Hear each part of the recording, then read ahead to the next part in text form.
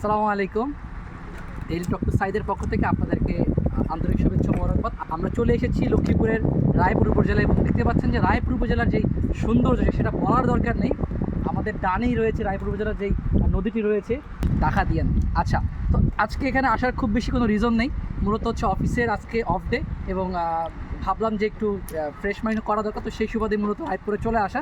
তো আজকে আপনাদেরকে রায়পুরের পুরো জেলাটাতে কী কী আছে এবং রায়পুরের আকর্ষণগুলো কি সেগুলো ঘুরে ঘুরে আপনাদেরকে দেখানোর চেষ্টা করব।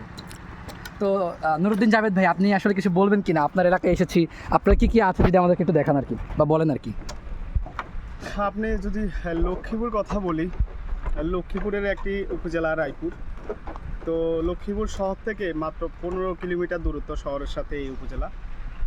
তো আসলে এখানে এই আমরা এখন যেখানে দাঁড়িয়ে আছি এটি হচ্ছে যে ডাকাতিয়া নদী, যদিও এখানে অনেক কচুরি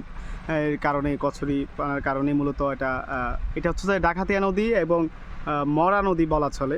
আসলে এখানে কোনো পানি আসা যাওয়া একটু বর্ষাকাল হয়তো একটু হয়, কিন্তু এই অতিরিক্ত কচুরির কারণে হয়তো নদীর কিছুটা সৌন্দর্য একটু বোঝা যাচ্ছে না। তো এইটি হচ্ছে যে বাঁশের সেতু, আমরা এখন যে সেতুর উপরে দাঁড়িয়ে কথা বলছি, বাঁশের সেতু প্রায় 150 ফুট যদি আনুমানিক যদি বলি, কিংবা 120 ফুট। এই সেতুটি আসলে বাঁশের সেতু হিসেবে পরিচিত। প্রতি বছরে এখানে এটা এলাকাবাসীর উদ্যোগে মূলত সংস্কার করে, যদিও এখন এটা একবার অবস্থা পুরো খারাপ, অকেজ অবস্থা। তো যাই হোক, এটি আসলে প্রতি বছর এখানে একটি ব্রিজ হওয়ার কথা। তো অতি দ্রুত এখানে কিন্তু বড় একটি ব্রিজ হবে। তো যাই হোক, আমরা দেখতে পাচ্ছি যে এখানে এই ব্রিজটি সম্ভবত বাঁশ এবং সুপারি গাছের যে চেরা রয়েছে সেই চেরা দিয়ে হয়তো এটা বানানো হয়েছে। দেখতে কিন্তু বেশ অগোছালো হলেও বিষয়টি কিন্তু নান্দনিক এবং সৌন্দর্য। তো আর আপনি যেটি বলছেন যে লক্ষ্মীপুরে আসলে কি কি আছে, কিংবা রায়পুরে কি কি আছে, আমাদের এই লক্ষ্মীপুরে আপনারা হয়তো জানেন না। আমি যদি আপনাকে একটু উপরের দিকে তাকাই, দেখবেন যে নারিকেল গাছ, হ্যাঁ, একটু সামনে গেলে দেখবেন যে সারিবদ্ধ সুপারি গাছ, এবং আমাদেরও অনেক সুপারি গাছ আছে, নারিকেল গাছ আছে।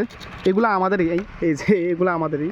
যাই হোক, তো এই যে আপনার নারিকেল সুপারি ভরপুর, সমস্যা নেই।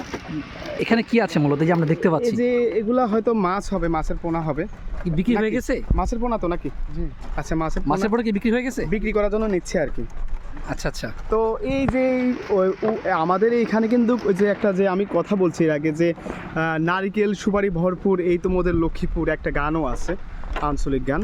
তো আমাদের এই এলাকা প্রচুর সুপারি উৎপাদন হয়, নারিকেল উৎপাদন হয়, এবং এটাকে সয়াবিনের রাজধানীও বলা যায়। হ্যাঁ, কারণ কি? এইটা সয়াবিনের রাজধানী লক্ষ্মীপুরকে কেন বলে আমি একটু বলছি। লক্ষ্মীপুরে আপনারা জানেন যে আমি গত 2 দিন আগে, গতকালকে আমার ইত্তেফাকে ডিজিটালে আমি একটি কন্টেন্ট দিয়েছি লক্ষ্মীপুর থেকে। সেটি হচ্ছে যে সয়াবিন তুলতে পারছেন না যারা ফসলি যারা আছে বা যারা চাষাবাদ করেন। কারণ হচ্ছে যে সোয়াবিন নিয়ে ওই কন্টেন্টটা করা।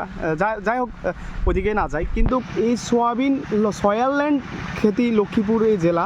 এখানে কিন্তু লক্ষ্মীপুর জেলার মধ্যে সবচেয়ে বেশি সোয়াবিন উৎপাদন হয় সারা দেশের মধ্যে রায়পুর উপজেলা। চরাঞ্চলে, এখানে না, পশ্চিমাঞ্চলে, মানে অর্থাৎ ওই আরও দূরে যে একটা অঞ্চল আছে, ওই অঞ্চলে কিন্তু নদী, মেঘনা নদী আছে ওখানে ওই অঞ্চলে কিন্তু অনেক সয়াবিন উৎপাদন হয়। এই কারণে সয়ারল্যান্ড বলা হয়। সুপারি, নারিকেল এবং ইলিশও আছে এখানে। যদিও বলে যে চাঁদপুর মানে ইলিশ, কিন্তু না, এটা ভুল, কারণ লক্ষ্মীপুরে অনেক ইলিশ উৎপাদন হয়।